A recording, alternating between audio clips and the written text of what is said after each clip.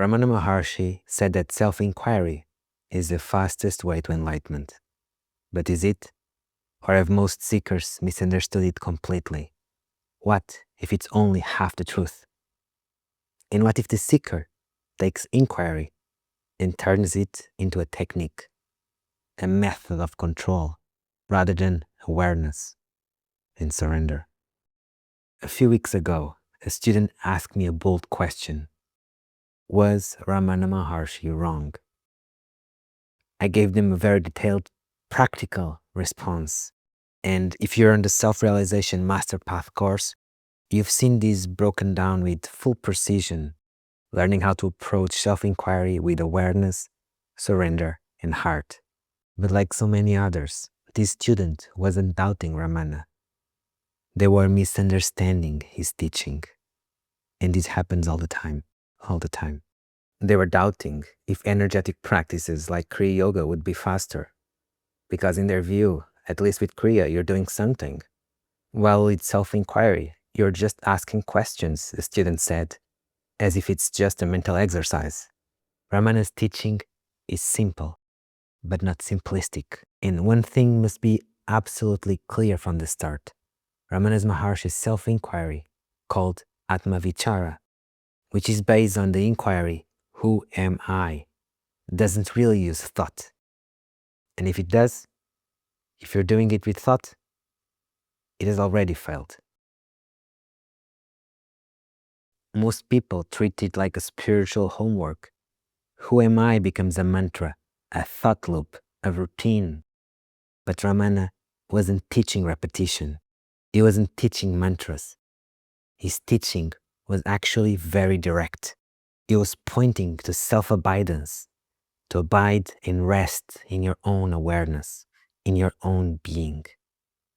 By following the I thought, as he called it, to its source, you end up at your own awareness. And then you simply rest in that awareness.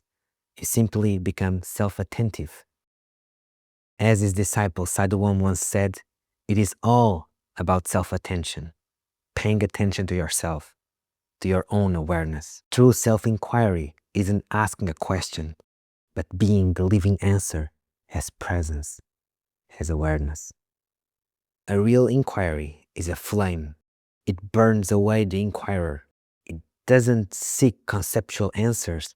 It collapses the need for one, leading you into awareness.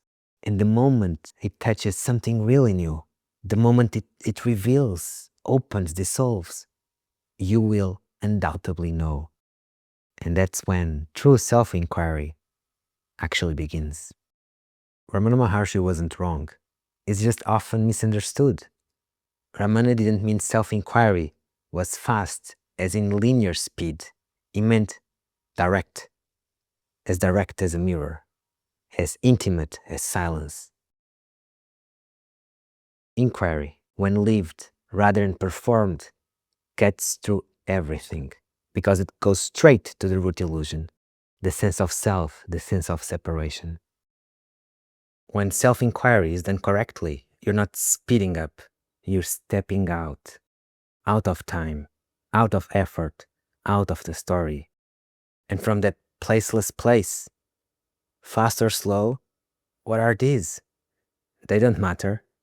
They're just presence, being, stillness. Ramana Maharshi himself said, and I quote,